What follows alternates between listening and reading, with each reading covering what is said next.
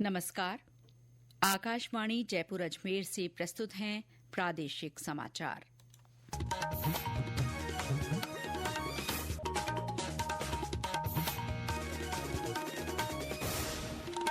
मुख्य समाचार।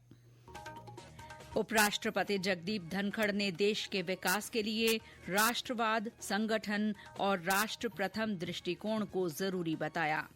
केंद्रीय स्वास्थ्य मंत्रालय ने कहा है कि पिछले कुछ हफ्तों में चीन में फैले एचएमपी वायरस से घबराने की आवश्यकता नहीं, मंत्रालय की ओर से स्थिति की कड़ी निगरानी। गुरु गोविंद सिंह जी की जयंती कल, राज्यपाल और मुख्यमंत्री ने प्रदेशवासियों को शुभकामनाएं दी। और राज्य में आगामी 4-5 दिनों में मौसम शुष्क रहने और अधिकांश हिस्सों में तापमान में 2 से 4 डिग्री गिरावट के आसार।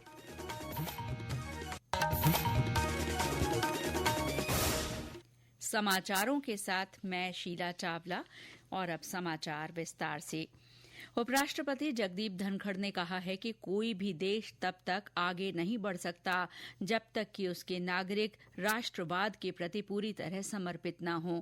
दिल्ली में आयोजित एनसीसी गणतंत्र दिवस शिविर को संबोधित करते हुए श्री धनखड़ ने कहा कि भारत के विकास के लिए राष्ट्रवाद, संगठन और राष्ट्र प्रथम दृष्टिकोण की आवश्यकता है।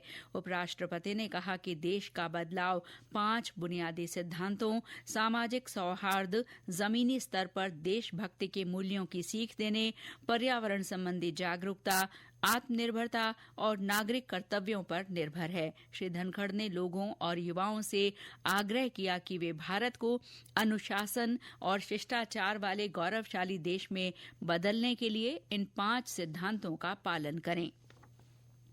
केंद्रीय स्वास्थ्य मंत्रालय ने कहा है कि पिछले कुछ हफ्तों में चीन में फैले एचएमपी वायरस से घबराने की आवश्यकता नहीं है। मंत्रालय ने कहा कि वो स्थिति पर कड़ी निगरानी रख रहा है। मंत्रालय ने लोगों को भी सावधानी बरतने को कहा है। मंत्रालय की ओर से कहा गया है कि भारतीय आयुर्विज्ञान अनुसंधान परिषद आईसीएमआर एचएमपी वायरस के परीक्षण के लिए प्रयोगशालाओं की संख्या में बढ़ोतरी करेगी और समूचे वर्ष के दौरान इस वायरस की प्रवृत्तियों पर निगरानी सुनिश्चित करेगी। मंत्रालय के संयुक्त निगरानी समूह ने कहा कि आईसीएमआर और आईडीएसपी नेटवर्कों के जरिए इन्फ्लुएंजा जैसी बीमारी और इन्फ्लुएंजा के लिए श्वसन संबंधी गंभीर बीमारी को लेकर निगरानी प्रणाली भारत में पहले से मौजूद है। केंद्रीय इस्पात और भारी उद्योग मंत्री एचडी कुमारस्वामी इस्पात उद्योग के लिए पीएलआई योजना 1.1 का शुभारंभ करेंगे।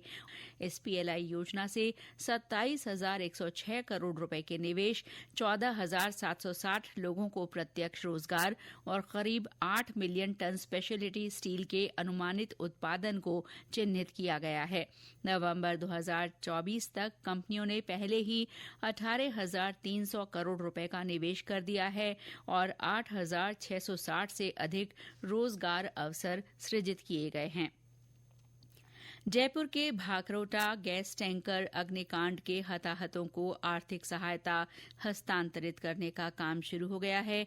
इसके तहत मृतकों के आश्रितों के बैंक खातों में मुख्यमंत्री सहायता कोष से कुल 1 करोड़ रुपए की राशि हस्तांतरित कर दी गई है।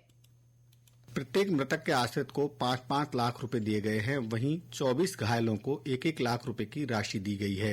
इसके अलावा भारत पेट्रोलियम कॉर्पोरेशन लिमिटेड की ओर से मृतक के आश्रितों को 6-6 लाख रुपए और घायलों को 2-2 लाख रुपए की मुआवजा राशि दी गई है। 20 दिसंबर को हुए इस हादसे में अब तक 20 लोगों की मृत्यु हो चुकी है। समाचार कक्ष से जितेंद्र प्रधान। इसके अलावा राष्ट्रीय राहत कोष से प्रत्येक मृतक के परिजन को 2 लाख रुपए और प्रत्येक घायल को 50,000 रुपए की आर्थिक सहायता दिलाने के लिए जयपुर जिला प्रशासन की ओर से सभी आवश्यक कार्रवाई पूरी की जा चुकी है। विधानसभा अध्यक्ष वासुदेव देवनानी आज अजमेर, ब्यावर और पाली जिले के दौरे पर रहे। इस दौरान उन्होंने विभिन्न कार्यक्रमों में शिरकत की। उन्होंने अजमेर के हरिभाऊ नगर के नए पुलिस थाने का उद्घाटन किया। ब्यावर में उन्होंने जिला अस्पताल के लिए आवंटित भूमि का पूजन कर शिलान्यास किया। इस दौरान जिला कलेक्टर ने बताया कि जिला अस्पताल के लिए 30 बीघा जमीन आवंटन के साथ ही मेडिकल कॉलेज के लिए भी भूमि आरक्षित की गई है। वहीं पाली में श्री देवनानी ने अखिल भारतीय विद्यार्थी परिषद के 60वें प्रांत अधिवेशन का उद्घाटन किया। उन्होंने शिक्षा को रोजगारोन्मुखी बनाने पर जोर दिया। हम देश की शिक्षा को युगानुकूल बनाएंगे और युग की शिक्षा को देशानुकूल बनाएंगे। संस्कार भी और नई नवाचार के साथ आगे बढ़ेंगे। आज कंप्यूटर शिक्षा वगैरह सब है, उसको हम आगे बढ़ेंगे। तो मैं समझता हूँ कि राष्ट्र और समाज की संस्कार राष्ट्र शक्ति है, छात्र शक्ति है। ये आज 75 वर्ष अमृत वर्ष पूरे करेंगे और उस समय हमारी सदस्यता भी विश्व के सबसे बड़े संगठन के साथ। आइए हम आचार्य चाणक्य और स्वामी विवेकानंद के अनुगामी बने। ये समाचार आकाशवाणी जयपुर अजमेर से प्रसारित किए जा रहे हैं। प्रादेशिक समाचार बुलेटिन आप हमारे एक्स हैंडल @AIRnews_जयपुर, YouTube channel Rajasthan AIR news और फेसबुक AIR न्यूज राजस्थान पर भी सुन सकते हैं। इसके साथ ही आप हमारी वेबसाइट newsonair.gov.in पर भी समाचार सुन सकते हैं और संबंधित फोटो तथा वीडियो देख सकते हैं। गुरु गोविंद सिंह जी की जयंती कल मनाई जाएगी। प्रकाशोत्सव को लेकर हनुमानगढ़ जिले के टिब्बी कस्बे में आज नगर कीर्तन निकाला गया। नगर कीर्तन की शुरुआत श्री गुरुद्वारा सिंह सभा से 5 प्यारों की अगुवाई में हुई। नगर कीर्तन का गांव में जगह जगह पुष्प वर्षा कर स्वागत किया गया। राज्यपाल हरिभाऊ बागड़े ने खालसा पंथ के संस्थापक 10वें गुरु गोविंद सिंह जी के प्रकाशोत्सव के अवसर पर प्रदेशवासियों को शुभकामनाएं दी हैं। श्री बागड़े ने अपने संदेश में कहा कि गुरु गोविंद सिंह सिखों के 10वें गुरु होने के साथ ही संत सिपाही थे। उनका संपूर्ण जीवन त्याग, तपस्या और बलिदान के गुणों से ओतप्रोत था। मुख्यमंत्री भजनलाल शर्मा ने भी गुरु गोविंद सिंह जी की जयंती पर प्रदेशवासियों को शुभकामनाएं दी हैं। मुख्यमंत्री ने इस मौके पर प्रदेश भर के लोगों से गुरु गोविंद सिंह जी के जीवन मूल्यों को आत्मसात करने का आह्वान किया है।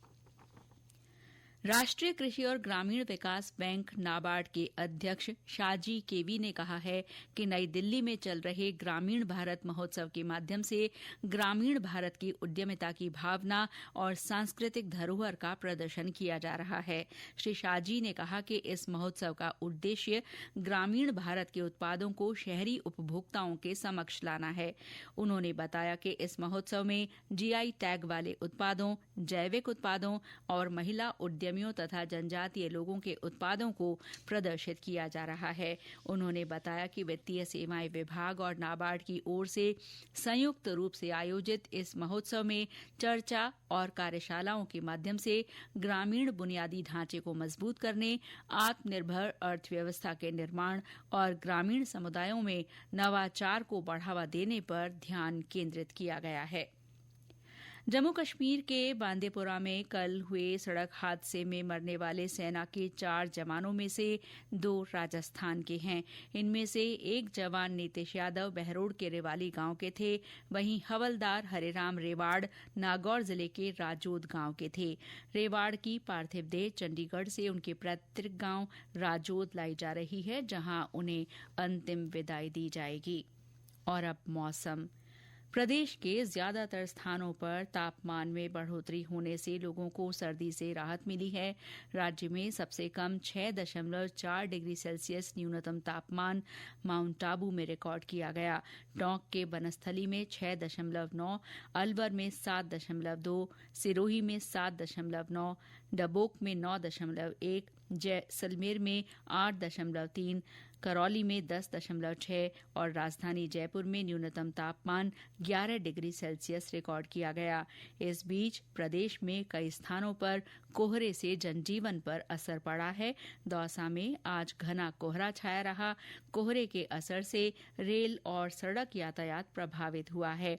दीग जिले में तेज ठंड और कोहरे के कारण जनजीवन पर असर पड़ा। सर्दी के चलते जिला कलेक्टर ने जिले के सभी आंगनबाड़ी केंद्रों पर 10 जनवरी तक अवकाश घोषित कर दिया है। श्री गंगानगर से हमारे संवाददाता ने बताया कि आज दिन भर क्षेत्र में कोहरे का असर रहा।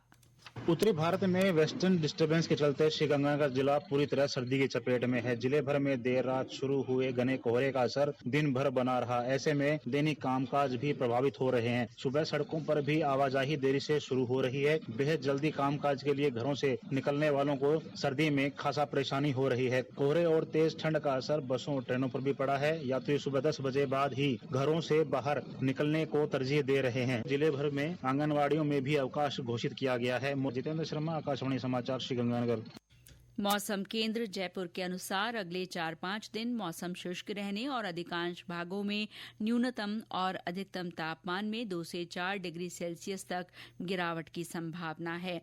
बीकानेर, जयपुर और भरतपुर संभाग के कुछ हिस्सों में अगले 2-3 दिन घना कोहरा छाया रह सकता है। वहीं पश्चिमी विक्षोभ के सक्रिय होने से 10 से 12 जनवरी के दौरान प्रदेश के कुछ हिस्सों में मावठ होने का पूर्वानुमान है। नई दिल्ली में चल रही 67वीं राष्ट्रीय निशानेबाजी चैंपियनशिप 2024 में राजस्थान के निशानेबाजों ने अच्छा प्रदर्शन किया है।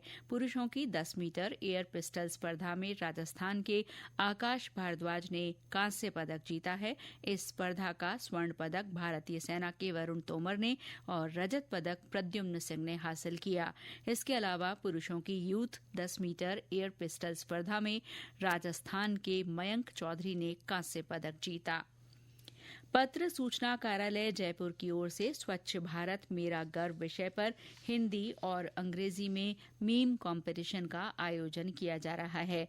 इस प्रतियोगिता में 14 वर्ष से अधिक आयु के लोग भाग ले सकते हैं। प्रतियोगिता के विजेताओं को 3,000 रुपए का पहला पुरस्कार, 2,500 रुपए का दूसरा और 2,000 रुपए का तीसरा पुरस्कार दिया जाएगा।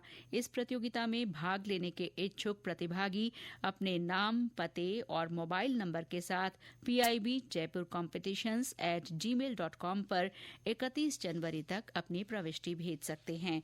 और अंत में मुख्य समाचार एक बार फिर। उपराष्ट्रपति जगदीप धनखड़ ने देश के विकास के लिए राष्ट्रवाद, संगठन और राष्ट्र प्रथम दृष्टिकोण को जरूरी बताया।